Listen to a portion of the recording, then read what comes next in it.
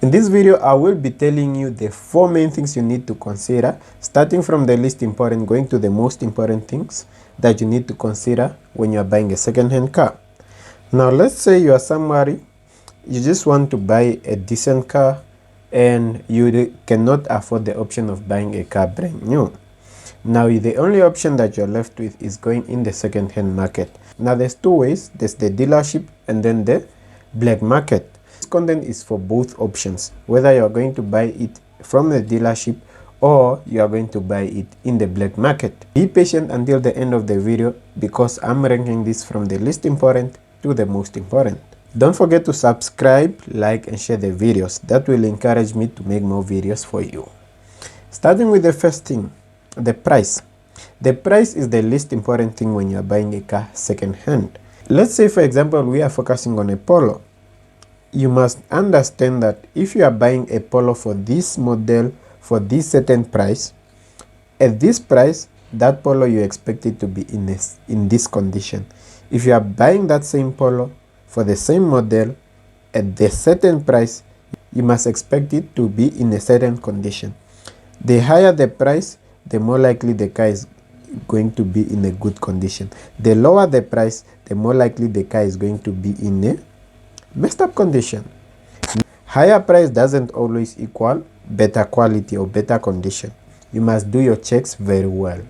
And that's what takes us to the next thing that you must look at. The body or overall condition of the car. You need to look at things such as the paint, the panel gaps, stone chips, all those things that are visual on the outside and on the inside. Are the seats clean? Is the car smelling nice inside? Like, you must look at those components, how they are. Yes, it's one of the most important things, but it's not as important as the remaining 2 things that I'm about to reveal to you. Even someone who doesn't understand cars will easily understand the concept of a good looking car and a bad looking car. The second most important thing that you need to look at when you are buying a second-hand car: engine and transmission. When I'm buying a car, I only consider 2 things. These are the only 2 things I consider first before I make any moves: the engine and the transmission. Once those ones are good, the rest I can attend to later. The engine and transmission.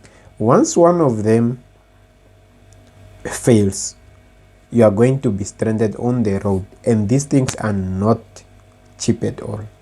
They are very expensive to fix. If there is something wrong, or if you are to replace the whole engine, you need to spend a lot of money.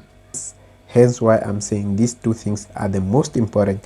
If you are not mechanically inclined, you can always take along a mechanic or get someone who can do vehicle inspection on your behalf in case you don't really understand how engines and transmissions work. Let's go to the last most important thing that you need to consider, and this one catches people most of the time, even people that have been buying cars for a lot of years. This one always ends up being the king of people being scammed: the paperwork of your car, or the paperwork of that car.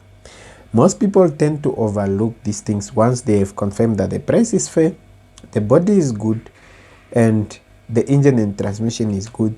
They forget about the paperwork. The paperwork is the most important thing. Reason being, if you buy a car that was stolen, if you buy a car that doesn't have real paperwork, then you have probably bought a scrap because you are not going to use that car anyway. You cannot really travel across the country with that car. You can barely do anything with that car, and it's going to be a big limiting thing. And also, if you are to ever try to resell that car, you are going to suffer. Now, there is one most important thing that you must always consider when you are trying to buy that car. Roadworthy is not that important. Most cars will be sold without roadworthy. Whether the roadworthy is valid or not, that's not really a big issue. The main issue when you are buying a second-hand car that you must always make sure it's there: the police clearance. At least that car must pass police clearance. Then it will be safe on your side, because in case you ever want to go to take the car for a roadworthy test, or you want to change the car to your name, you will know that once it passes the police clearance, that will mean that that car was never stolen. Like literally all the things are clean on that car. But there is one thing that some people tend to forget at times. If you are in Namibia or South Africa, you must consider the money at Natis debts.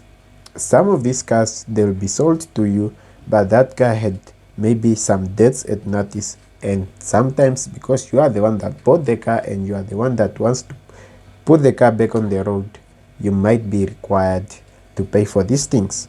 But most important, just make sure that that car has passed its police clearance and you will be good to go. Otherwise, you might be struggling. And the way you can always confirm this is you can always look at the VIN number and engine number, confirm if they are the same with the ones that are on your car. Otherwise, you are going to be sold a car with papers that are from a different car. So just be careful on that note.